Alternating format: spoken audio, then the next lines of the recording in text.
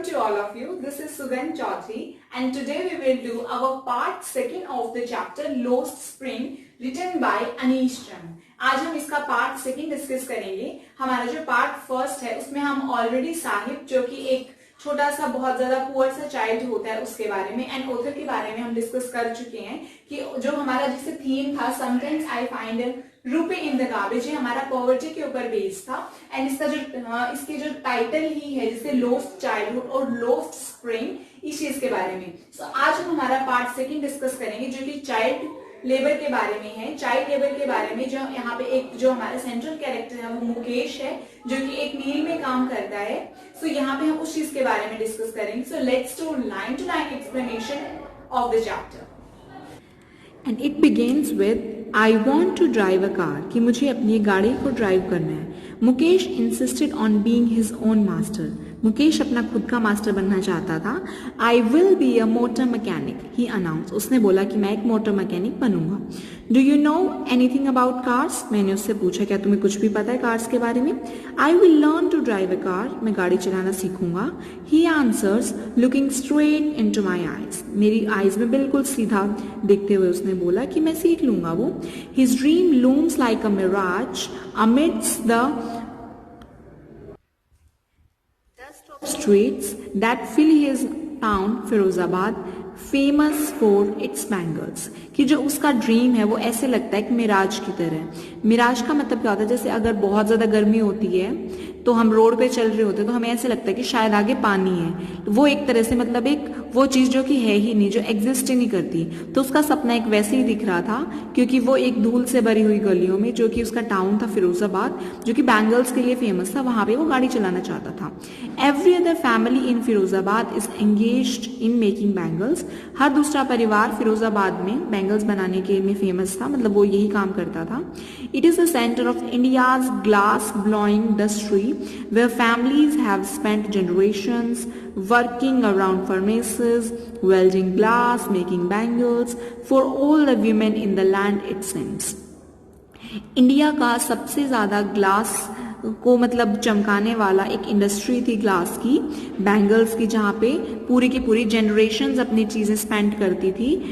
भट्टियों में काम करने के साथ ग्लास को वेल्ड करने में, उसको जोड़ना, बैंगल्स बनाने में. और ऐसे लगता था जैसे कि जितनी भी धरती पे जितनी भी लेडीज के हाथों में बैंगल्स बनाई जाती हैं वो सब की सब यहीं से बनाई गई हैं.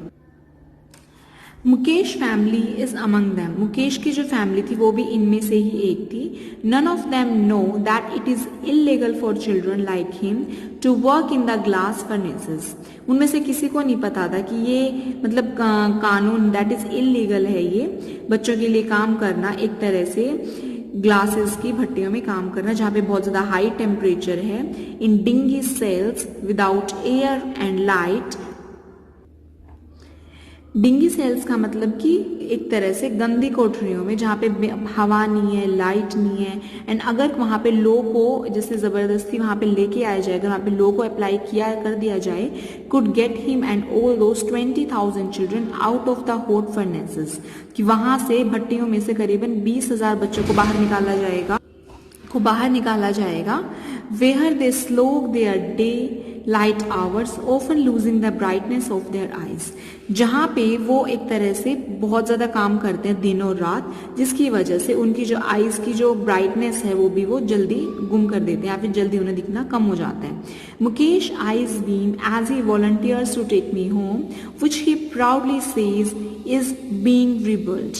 कि मुकेश की आईज एक तरह से चमक जाती हैं कि जब वो मुझे अपनी मर्जी से अपने घर लेके जाना चाहता है, जो वो प्राउडली बोलता है कि वो भी मेरा दोबारा बन रहा है.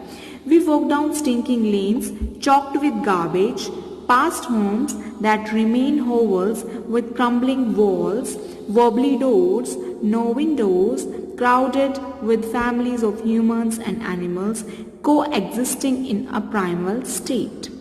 कि हम अंदर जा रहे थे, स्टिंकिंग मतलब जो जिनमें बहुत ज्यादा स्मेल आ रही हो, उन गलियों में, चॉक्ड विद गार्बेज जो कि कूड़े कचरे से भरी हुई थी, पास से हम गुजर रहे थे उन घरों से जो कि होवल्स विद क्रम्बलिंग वॉल जिनकी दीवारें टूटी हुई थी, वॉबली डोर्स मतलब कि हिलते, जिनके दरवाजे हिल रहे थे, कोई खिड़की नहीं थी और वो भरे हुए थे। एक तरह से ह्यूमंस और जैसे ह्यूमन बींग्स और एनिमल्स एक तरह से आपस में एक मतलब बहुत ज्यादा बुरी कंडीशन में। He stops at the door of one such house, वो एक घर के आगे रुका। Bangs a wobbly iron door with his foot and pushes it open, एक घर के वो आगे रुका और उसने पैर से जोर से धक्का मारा, अपने पैर के साथ जैसे जोर से धक्का मारा उसने।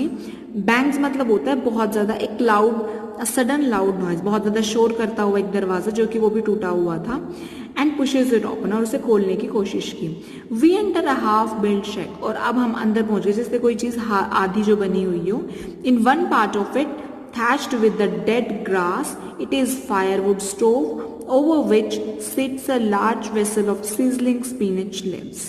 और हमने एक उसमें एंटर किया जिसके एक पार्ट के अंदर, जो कि मतलब पूरी के पूरा घास फूस से भरा हुआ था, एंड वहां पे एक लकड़ी का एक स्टोव था जिसके ऊपर बहुत बड़ा बर्तन के अंदर गरम गरम मतलब जिसे सिजलिंग स्पिनच की पत्तियां जैसे उबल रही थी।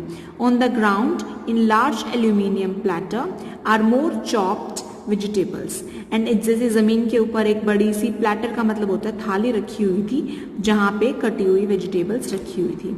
A frail young women is cooking the evening meal for all the whole family. Frail मतलब एक तरह से वीक एंड डेलिकेट, एक छोटी सी जैसे एक लेडी थी, वो सब पूरी की पूरी फैमिली के लिए वो खाना बनाती थी। एंड वो आई जैसे वो वहां पे खाना बना रही थी।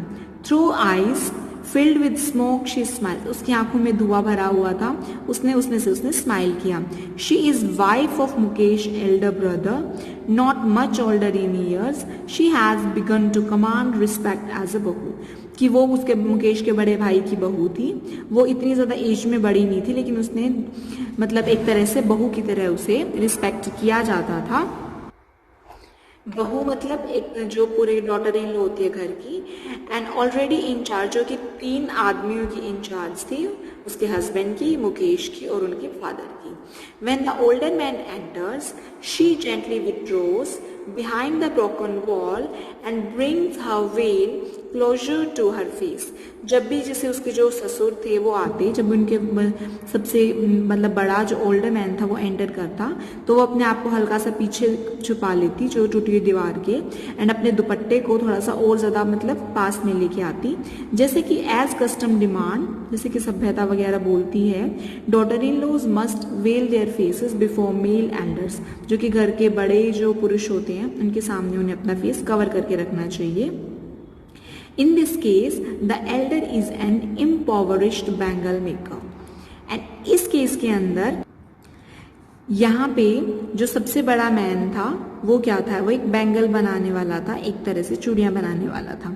Despite long years of hard labour, first as a tailor, and इतने सारे लंबे बहुत ज्यादा हार्ड लेबर के बाद पहले उसने टेलर की तरह काम किया, फिर वो जैसे चूड़ी बनाने वाला बना।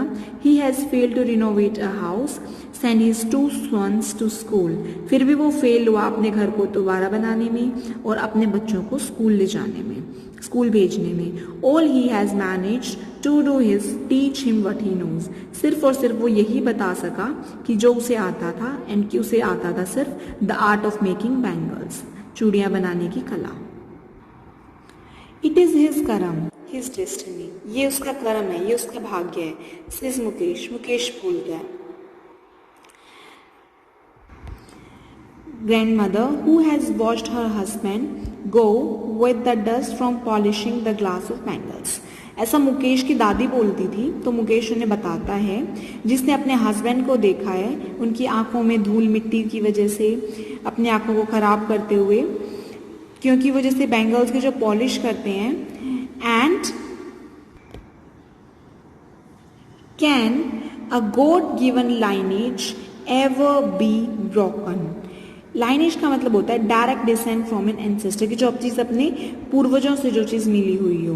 तो यहाँ पे जैसे मुकेश की फैमिली है वो स्टार्टिंग से चूड़ियां बनाने का काम करती है, तो ये चीज उसे एक तरह से अपने मतलब उसके जीन्स में है कि चूड़ियां बनाएगा इस तरह से। तो यहाँ पे उसने वो बोलती है, शी इम्प्लाइज, वो बोलती है कि क्या ये वाली चीज जो भगवान ने मुझे जो लाइन दी, क्या इस चीज को भी कभी तोड़ा जा सकता है? मतलब भगवान मतलब जो उनकी किस्मत में होते हैं जैसे कुछ चीजें। Born in the caste of family bangle makers they have seen nothing but bangles, कि वो एक ऐसी कास्ट में पैदा हुए हैं जहाँ पे उन्होंने सिर्फ और सिर्फ चूड़ियाँ ही बनाई हैं और उन्होंने इसके सिवा कुछ भी नहीं देखा। But bangles in the house, in the yard, in every other house, in other yard, every street in Firozabad, कि हर एक घर में, आंगन में, हर दूसरे घर में, फिरोजाबाद की हर गली में। Spiral of bangles, sunny gold, paddy green, royal blue, pink, purple, every color born out of the 7 colors of rainbow, कि हर कलर की एक तरह से जैसे चूड़ियाँ गोल्ड कलर की, ग्रीन कलर की, ब्लू कलर की, हर एक कलर की, जो कि रेनबो के जितने भी कलर्स होते हैं उनमें से हर एक की वो चूड़ियाँ बनाते थे। Mounds in uncamped yards are piled on 4-wheel hand carts pushed by young men along the narrow lane of the shanty town. Mounds मतलब होता है लार्ज पिल, मतलब बहुत बड़े बड़े झुंड इस तरह से। अनकैम्प्ड होता है जो कि मतलब ठीक नहीं किए हुए, एक तरह से टूटे हुए आंगनों में, वहां पे 4 कार्ट्स के ऊपर यानी कि 4 व्हील्स के ऊपर वो अपनी रेडियो के अंदर इनको लेके जाते। एंड पुश्ड बाय द, जिन्हें यंग मैन है, जिसे जो लड़के होते हैं वो इन्हें खींचते छोटी छोटी गलियों से एक शैंटी टाउन, एक छोटे से नगर की। And in the dark hutments, और वो एक तरह से मतलब डार्क मतलब बहुत ज़्यादा अंधेरी झोपड़ियों में, next to the line flames of flickering oil lamps, जहाँ पे मतलब ऑयल की वजह से, तेल की वजह से जो लैम्प्स जलाए जाते हैं वहाँ पे लड़के और लड़कियाँ बैठा करते थे अपने मम्मी पापा के साथ, और वो उन कलर्ड ग्लासेस को एक तरह से जोड़ते थे, बैंगल के सर्कल्स पे लगाते थे।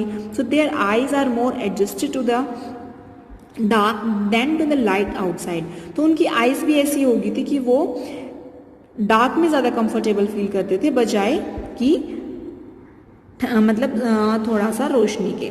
ऐसा क्यों? क्योंकि वो स्टार्टिंग से यही काम करते हुए आ रहे थे, और जो भट्टियाँ होती हैं ना उनके अंदर बहुत ज़्यादा अंधेरा होता है।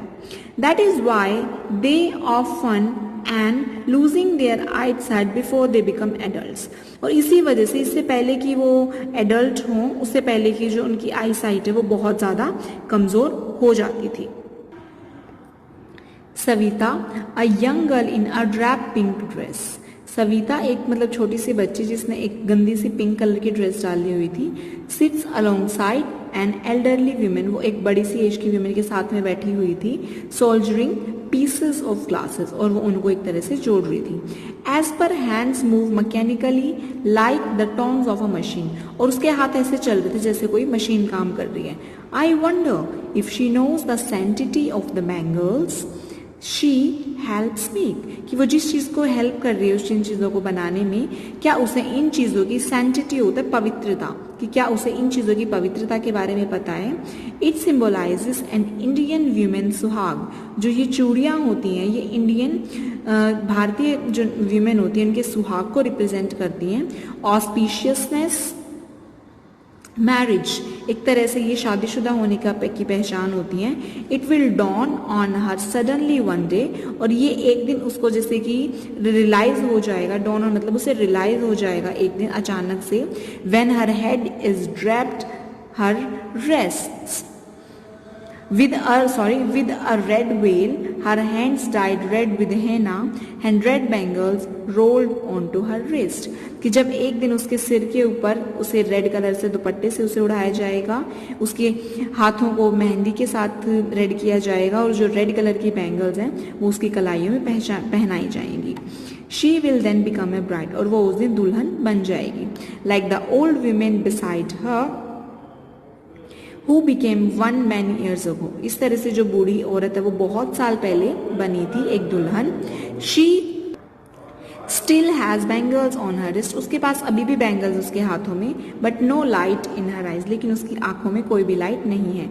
एक वक्त से शेर भर खाना भी नहीं खाया, कि उन्होंने बहुत टाइम से एक पेट भर के खाना भी नहीं खाया। She says in a voice drained of joy, and जैसे जिसमें खुशी की कमी होती है उस आवाज से वो बोलती है, she has not enjoyed even one full meal in her entire lifetime, उसने पूरी की पूरी लाइफ में एक बार भी पेट भर के खाना नहीं खाया। That's what she has done, और वो ये काट रही है, मतलब ये वो इस तरह से अपने टाइम को स्पेंड कर रही है। Her husband an old man with a flowing beard says I know nothing except bangles, कि जिनकी एक बड़ी सी दाढ़ी है वो बोलती है कि मुझे बैंगल्स के सिवा कुछ भी नहीं पता। All I have done is make a house for the family to live in, मैंने सिर्फ फैमिली के लिए रहने के लिए मैं एक घर ही बना पाया हूँ। Hearing him, one wonders if he has achieved what many has failed in their lifetime, तो मुझे ऐसे हैरानी हुई क्या उन्होंने वो अचीव कर लिया जो बहुत सारे लोग अपनी पूरी की पूरी लाइफ में फेल हो जाते हैं वो करने के लिए। He has a roof over his head, कि उनके सिर के ऊपर एक छत है। The cry of not having money to do anything except carry on the business of making bangles, not even enough to eat rings in every home। Cry का मतलब है यहाँ पे शोर से, कि उनके पास पैसे ना होने का शोर, सिर्फ एक ही चीज वो करते हैं, कैरी ऑन द बिजनेस चलाना, चूड़ियां बनाने का, नॉट इवन इनफ, कि उनके पास खाने के लिए भी कुछ नहीं है, इन रिंग्स इन एवरी होम, यही शोर हर घर में गूंजता है। The young man echo the lament of their elders, and जो यंग मैन है वो अपने जैसे जो उनके दादा होते हैं उन सबको फॉलो करते हैं, उन सब चीज़ों को। Little has moved with time, और छोटे वाले बच्चे धीरे धीरे टाइम के साथ बड़े होते हैं। इट सीम्स इन फिरोजाबाद, ऐसा ही लगता है फिरोजाबाद में।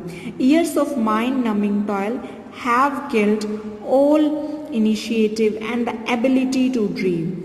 माइंड नमलिंग का मतलब क्या होता है, मन, जो हमारा माइंड होता है मन को ठप कर देने वाला। तो बहुत सारे के सारे सालों से यहाँ पे यही चीजें होती जा रही हैं, तो ऐसा फील होता है कि जो छोटे बच्चे होते हैं उन्होंने तो सोचना, किसी भी नई चीज की शुरुआत करना या कोई भी सपना देखना ही छोड़ दिया हो। Why not organise yourself in a cooperative, कि तुम सब लोग एक साथ क्यों नहीं हो जाते, तुम सब लोग संगठित क्यों नहीं हो जाते। I ask a group of young man, मैंने एक मतलब यंग वाले पीपल एक ग्रुप से पूछा, who have fallen into the vicious circle of middlemen who trapped their fathers and forefathers, and तुम इन सब चीजों में पड़ गए हो। मैंने एक ग्रुप से पूछा जो कि एक तरह से अनैतिक रूप से सर्कल के, मिडिलमैन के सर्कल में फंस गए हैं, जहां पे उनके दादा और परदादा फंसे हुए थे।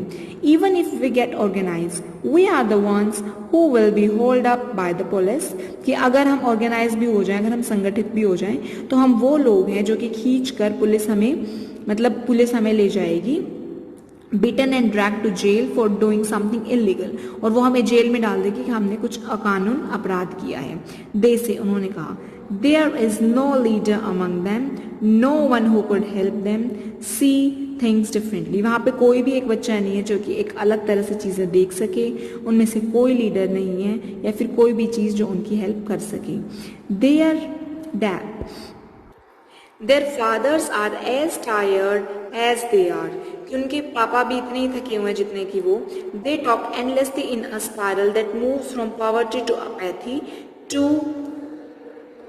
greed and to injustice, कि वो भी एक तरह से उस तरह से मूवमेंट में फंस चुके हैं, भंवर में फंस चुके हैं, जो कि गरीबी से भावहीनता की तरफ लेके जाए, उसके बाद वो ग्रीड की तरफ लेके जाए, भूख की लालच की तरफ लेके जाए, और लास्ट में क्या, इनजस्टिस यानी कि अन्याय की तरफ। Listening to them I see two distinct worlds, उनको सुनने के बाद मुझे दो अलग अलग संसार दिखते हैं। One of the family caught in a web of poverty, एक तो वो जो कि एक गरीबी के उसमें फंसी हुई है। Second burdened by the stigma of caste in which they are born, और सेकेंड उस चीज से कलंकित है जो कि जिसमें वो पैदा हुए हैं। The other a vicious circle of sahukars, और एक दूसरी तरफ जहाँ पे साहूकार का सर्कल है, मिडल मैन है, पुलिस मैन है जो कि कानून को रखने वाले हैं, ब्यूरोक्रेट्स यानी कि नौकरशाह हैं, एंड द पॉलिटिशियंस और नेता हैं। Together they have imposed the baggage on the child that can not put down, इन सब ने मिलके इन छोटे बच्चों के ऊपर इस तरह से एक तरह से बोझ टांग दिया है जिसे कि वो उतार ही नहीं सकते। बिफोर ही इज अवेयर, इससे पहले कि वो अवेयर होते, उन्हें पता चलता है इन चीजों का, he accept its naturally as his father, वो इसे इतनी आराम तरह से एक्सेप्ट कर लेते जैसे कि उनके फादर ने किया था। To do anything else would mean to dare, और उस चीज से अलग कुछ भी करना यानी कि बहुत ज्यादा एक तरह से ब्रेव वाला काम, एक तरह से डेयरिंग वर्क है। And daring is not a part of his growing up, and उनकी जो मतलब पालन पोषण उनका जिस तरह से होता है उस तरह से डेयर करना एक मतलब वो उनका जीवन का उनका तरीका नहीं है। When I sense a flash of it in Mukesh, I am cheered, कि जब मैं इन सब चीज़ों के बीच में मुकेश को देखती हूँ तो मुझे खुशी होती है। I want to be a motor mechanic, कि मुझे एक मोटर मैकेनिक बनना है। वो रिपीट करता है। He will go to a garage and learn, कि वो एक गैरेज में जाएगा, वहाँ से सीखेगा। But the garage is a long way from his home, लेकिन वो गैरेज बहुत ज़्यादा दूर है उसके घर से। I will walk, he insist, वो फिर से जोर लगाता, लेकिन मैं चला जाऊँगा, मैं पैदल जाऊँगा। Do you also dream of flying a plane, क्या तुम ये सपना भी देखते हो कि तुम एक प्लेन को उड़ाओ? ही इज सडनली साइलेंट, वो बिल्कुल चुप है। No, he says staring at the ground, नहीं, अपने मतलब जैसे जमीन पे देखते हुए। In his small murmur there is an embarrassment that has not yet turn into regret, कि अभी भी जैसे उसे मतलब उसकी आराम आराम से जैसे वो बुरबुरा रहा था उस तरह से, तो उस टाइम भी एक उसे शर्म सी आ रही थी कि जो एक पछतावा नहीं हो रहा था, मतलब उसने इस पछतावे में उस चीज को फील नहीं किया। He is content to dream of cars, कि वो संतुष्ट था अपने कार्स के ड्रीम्स को लेके। That he sees hurtling down the streets of his town, क्योंकि उसने अपने शहर की गलियों के अंदर, हर्टलिंग होता है जोर से चलती हुई कारों को देखा था। Few aeroplanes fly over Firozabad, क्योंकि फिरोजाबाद में बहुत कम ही एरोप्लेन्स हैं जो कि उड़ते हैं। तो स्टूडेंट्स, आई होप आपको ये वाला चैप्टर अच्छी तरह से समझ में आया होगा। But still if you have any doubt और any query then you can directly comment in the comment section. Thank you very much. Have a lovely day. Work hard. Stay safe.